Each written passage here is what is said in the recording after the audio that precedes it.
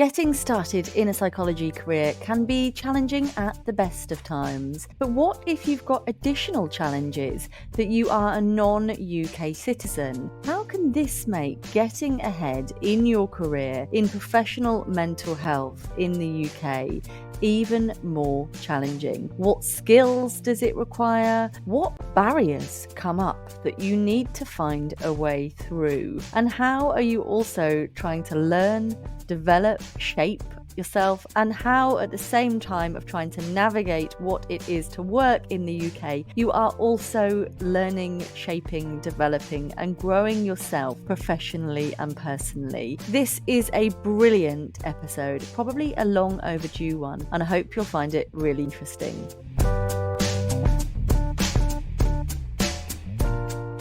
Hi, welcome along to the Aspiring Psychologist podcast. I'm Dr. Marianne Trent, and I'm a qualified clinical psychologist. I am regularly contacted by people all over the world looking at how they can get started in a career in the UK. And I have to say, I often don't really know the answer. But after today, I will know the answers, and you will too. So I hope you'll find this a fascinating listen. Even if you already have the right to work in the UK, there is so much beauty and brilliance to learn from our guest, who is so thoughtful, and I really enjoyed our chat. I hope you will too, and I'll catch you on the other side. I am so delighted to welcome you along to the podcast, Ananya. Thank you for joining us. Thank you so much for having me for this podcast. I've been listening to it for a long time now, and I'm just so delighted to be here.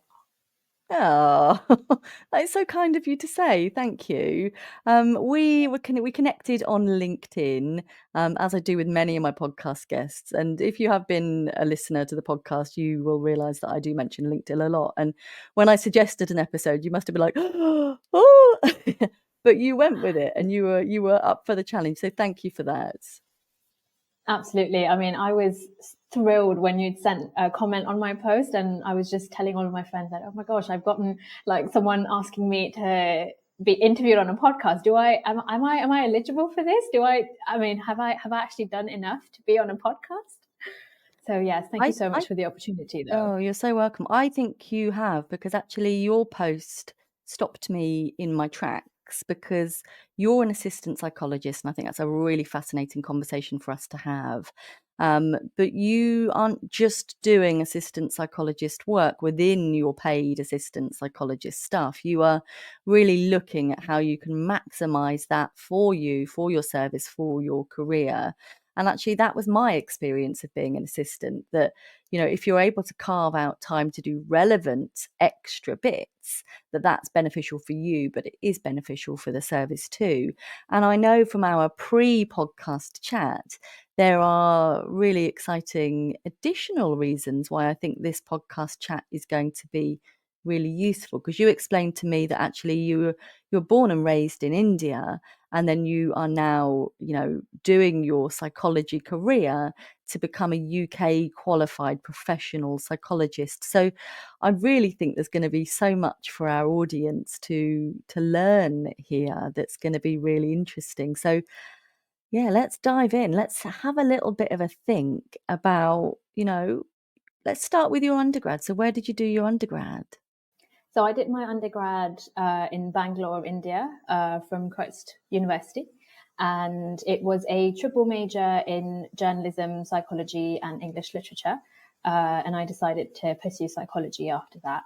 And I think I knew, you know, when I was during my university undergrad, that I wanted to come to the UK. I wanted to do a master's in the UK. And I sort of applied pretty much everywhere that I could think of. And I really liked the program at Newcastle University, where they offered an MSc in clinical psychology.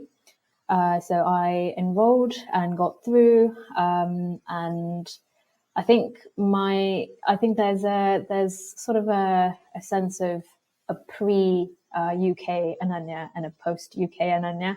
I feel like that was a huge change for me.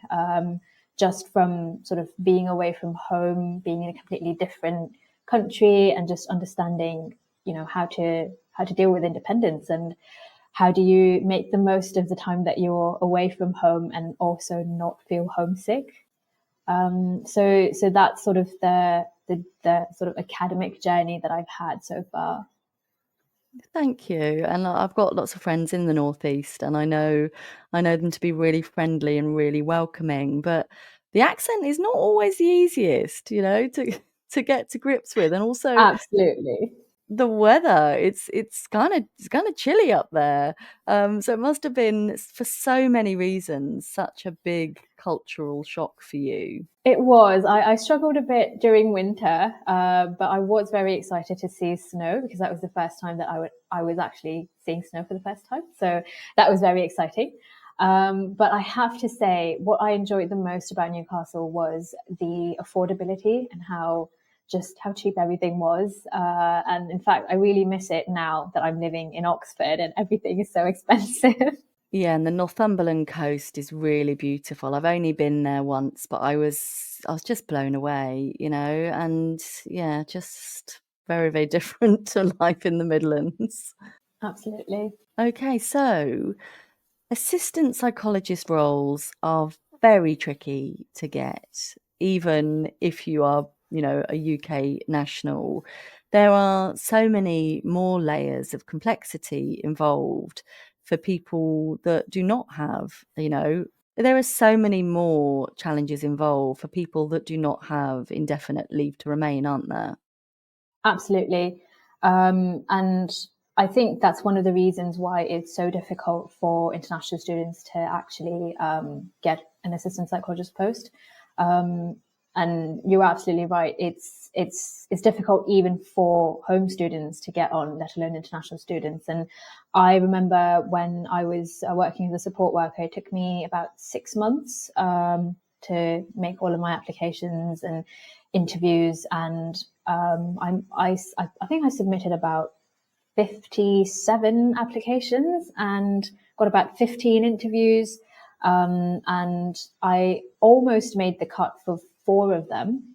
In fact, the job that I'm in right now was actually sort of the last one that I'd applied for, and I was very close to giving up on the dream of psychology in the UK because it was just, yeah, I was just in a period where I thought this is just not happening. Everything's sort of stacked against me. And it was quite a dramatic reveal for me at the end, because when my supervisor initially called me, she said, well, you're sort of on a reserve list. There are 2 posts. One person has accepted, the other person hasn't, and we'll let you know in a week's time. And I didn't really hear from her for a while, so I just assumed I hadn't gotten it. And I got a call from her about a week and a half later, and I was expecting bad news. But she said, yeah, the job's yours. And I just didn't know I just didn't know what to feel and how to respond to it, and just feel like I've actually done this, that I've actually gotten an assistant psychologist post. So it was quite surreal. And I think ever since, I've just felt like this role is what I've sort of trained for till now. I'm finally using the knowledge and skills and just my abilities to the full extent, really. Yeah, and well done to you, because these jobs are not easy to get, even when we're looking at doctoral psychology places, there's often sometimes as many as 40, 50 places on a course, whereas for an assistant psychologist, sometimes there's only one job. And so you need to be the best person to get the job, whereas there's a little bit more flexibility. Even getting doctoral places is tricky, but there's a little more flexibility when there's only one job. So you originally came over on a student visa. Can you work on a student visa? Could you guide us through that process? So there is some sort of leeway to work. You can work for a certain number of hours that's stipulated within your visa. So it's sort of part-time work that you can do whilst you're studying. And after your sort of term ends and you finish your course, then you can work full-time. And it was after the student visa that I had applied for a post-study visa, which lasted for 2 years. And that was the visa that I was on when I was working as a support worker. Okay, that's really good to know. But I know that your current supervisor helped support your application to get a longer term working visa as well. What type of visa is that called? So that's the skilled worker visa, and that's the sort of very tricky one to get, especially, as an international student who's applying for an assistant psychologist post, where it can be filled by any home student, really. So my manager had to really sort of push for it and fight for it. And I don't think I can sort of express my gratitude enough for her to actually have seen so much value in my work and sort of really want to keep me in the service and continue working here. Yeah, and I think you've absolutely said it yourself. They must have really seen just how unique, special, gifted, talented, and how for this profession you were, and what an asset you were going to be to your current clients and your future clients, and that actually to lose you from the UK mental health workforce would be detrimental. So we want to keep you. Yeah, I still remember the day when my supervisor sort of came to me to say that she had good news, and we both just broke down in the office. So does she get told before you do that your application has been successful? Yeah, so there's a process where we need to sort of, through the leadership team, they need to secure funds for it. So once that's secured, the application pretty much goes through. So she sort of came to me to say, oh, yes, we've secured the funds. And we both just broke down at that point. So that's funds for the role specifically. So it's a fixed term contract, or is that something unique and different with being a non-UK citizen? Sorry if that's a really weird question. No. So the funds are for the visa itself. I'm on a permanent contract with in my current role. So the funds are for the duration of the visa itself. I see. Okay. So it's basically, I guess, the UK government's assertion and guarantee that you're going to be employed for the duration of as long as it takes, basically. Exactly. Yeah. Yeah. But it's good for you as well, and does that mean then that you can essentially buy property? You can kind of put down roots in this country? Or would that feel a bit premature at this stage? I think it's a bit early for that. I still need to sort of get indefinite leave to remain before any of that can happen. But it just gives me sort of a lot more stability around work and knowing that I won't be kicked out of the country and have to go back home. Yeah, that's so good. So can you move to a different assistant psychologist role, for example? Or are you now kind of wedded to this one role? How does that work? So the sponsorship is through Oxford Health. So I could sort of change AP roles within the trust. But if I do have to move trust, then I'd have to get the new trust to sponsor me as well, would be a whole other different thing.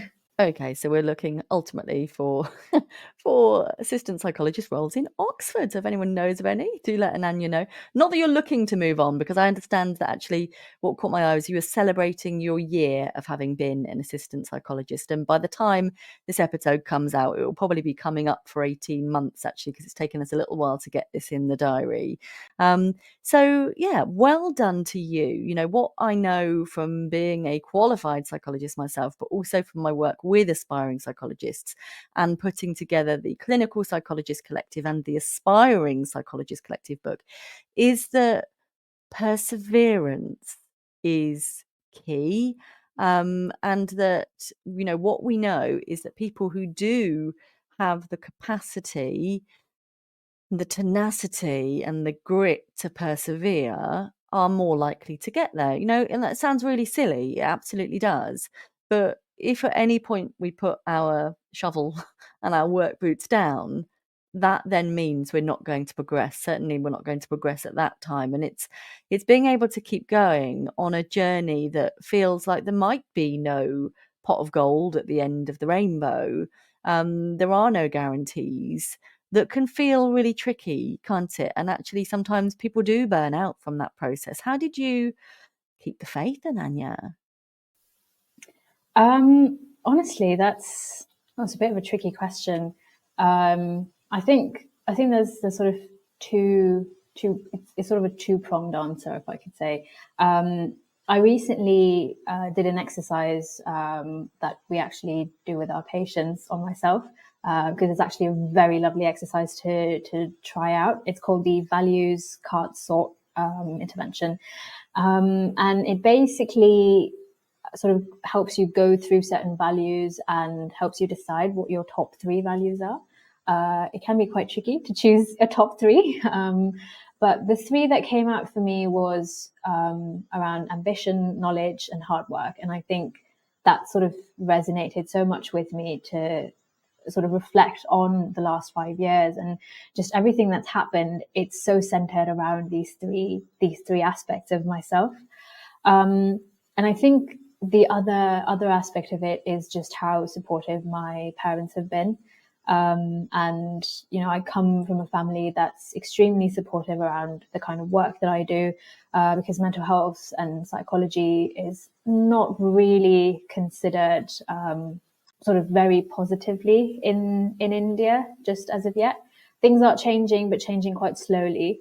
So I'm extremely grateful for my parents to have sort of kept that faith in me and the career that I've chosen. And yeah, I think it's definitely a combination of those 2 things. Thank you. What a beautiful answer. Beautiful answer. Yeah, I travelled just before I got on the doctorate. So once I knew I had my doctorate place, I travelled in India for 5 weeks. And I definitely did see that some of the people that would have been looked after or perhaps even in inpatient facilities in the UK were not it. At points, it felt a little bit like some of the people who had acute needs, it almost felt like, it's going to sound really awful, but in days gone by in the UK, there were like court fools in kind of royal settings where people will be brought in to kind of do something funny to make people laugh. And at times, some of the people that I felt would be service users in the UK almost had that aspect in society where people were standing around laughing at them. And that was really hard to watch. And so almost you seeing experiences like that in India and knowing that you didn't want that to be the case and you wanted to further a career in professional mental health care. Talk us through that. Yeah, I think just, you know, from what you've shared about your experience with India, I think you see a lot of that in sort of smaller cities, smaller areas. But things I think are changing quite rapidly in sort of the bigger metropolitan cities in India.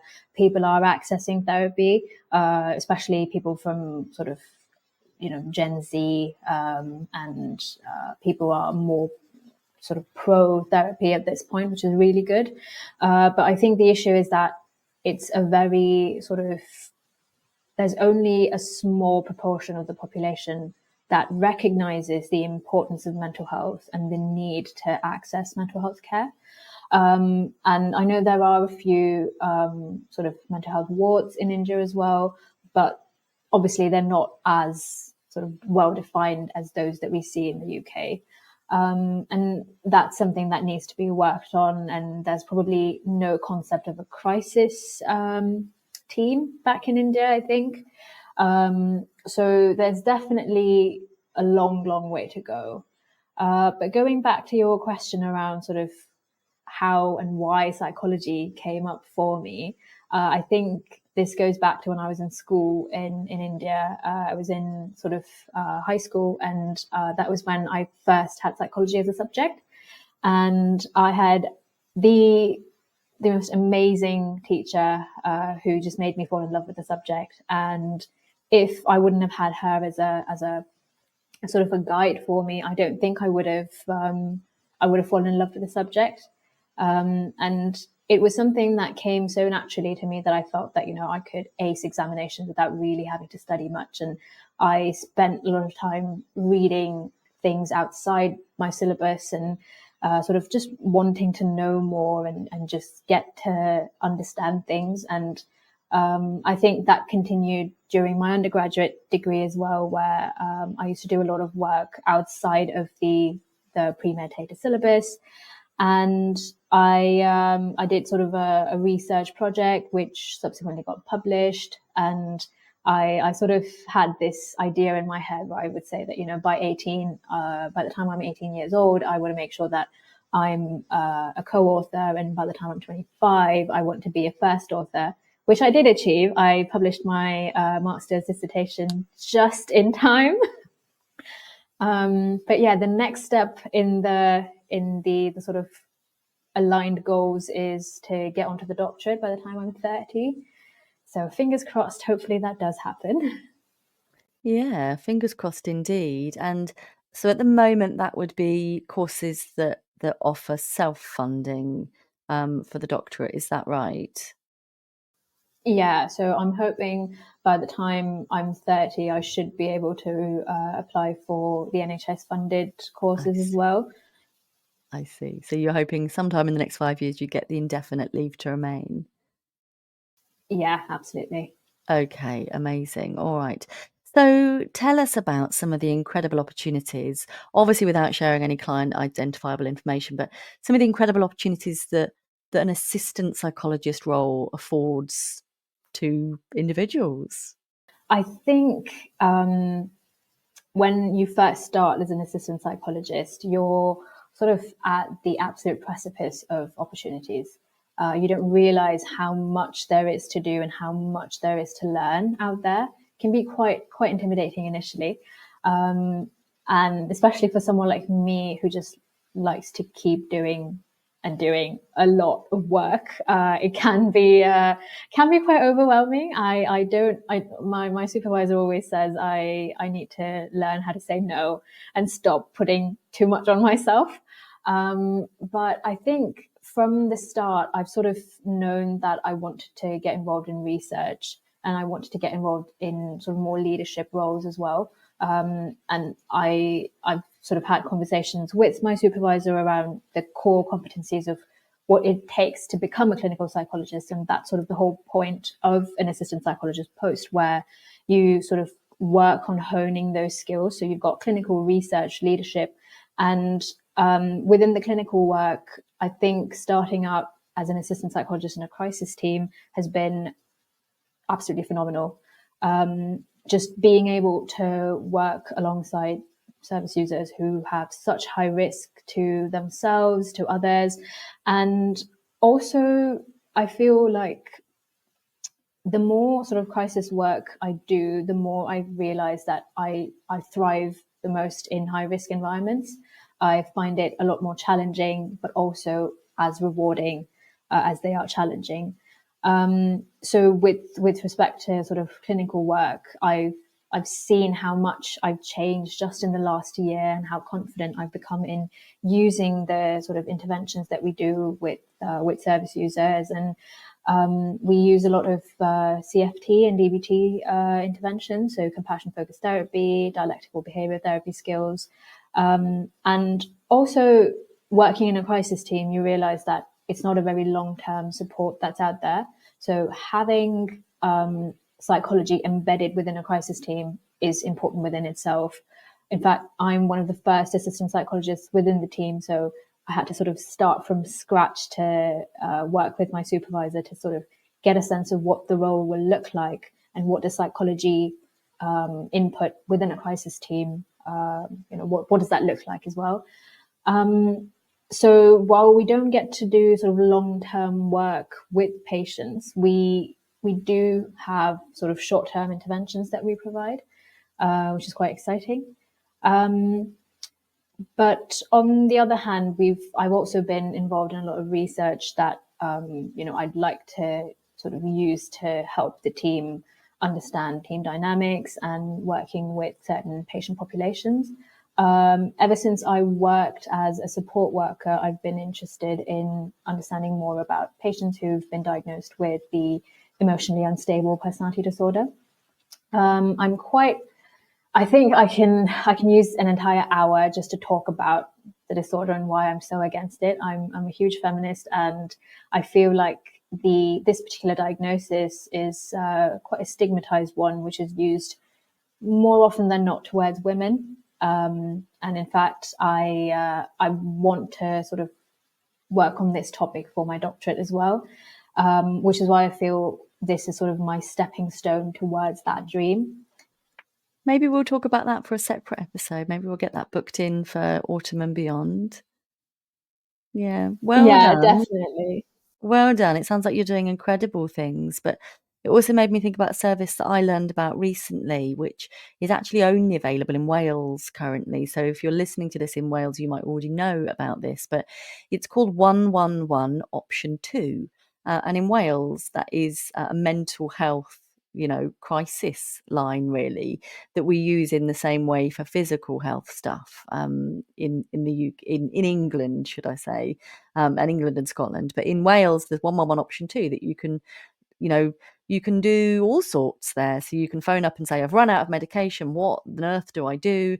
Or you can say, actually, I'm really not coping very well. I need a referral to so and so team, or I actually think I need the crisis team. And they kind of help you do all of that. So if anyone's listening to this and thinking, oh, I live in Wales or near Wales, I'm looking for relevant roles, they tend to be based within CMHT teams. And there's a kind of a couple of people working for 111 Option 2. So that might well be interesting for people. But the work that crisis teams do is very specialist, because what it is, like you said, it's acute cases of presentation, which I don't mind telling you that when I was an assistant psychologist interview for an acute inpatient service, one of the questions was, can you tell us what acute is and how that work might differ to a non-acute service? And it probably would have been really excellent for me to have properly looked into what the word acute meant. And I just sort of went, oh, no, really bad? Oh, no. So yes, do always make sure that you properly understand the terms for the roles that you've been invited to, because acute means it's kind of something that's happening right now that maybe has happened before, maybe is kind of first onset, that someone might not have the skills for how to deal with, and it's disrupting kind of all elements of their life, and we need to get involved. We need to get involved now to contain, to diffuse, to help people make changes that are hopefully going to make a difference. Is that a better answer for if someone asks me what acute is? How would you rate that answer, or how I might yours differ, agree. Ananya? Oh yeah, there's definitely a lot more than not good. But yeah, it's about sort of the intensity of work that we do as well, that is needed for clients with acute presentations. And another aspect of crisis service that people often forget is that it's there to ensure that people can be supported in the community rather than going to hospital.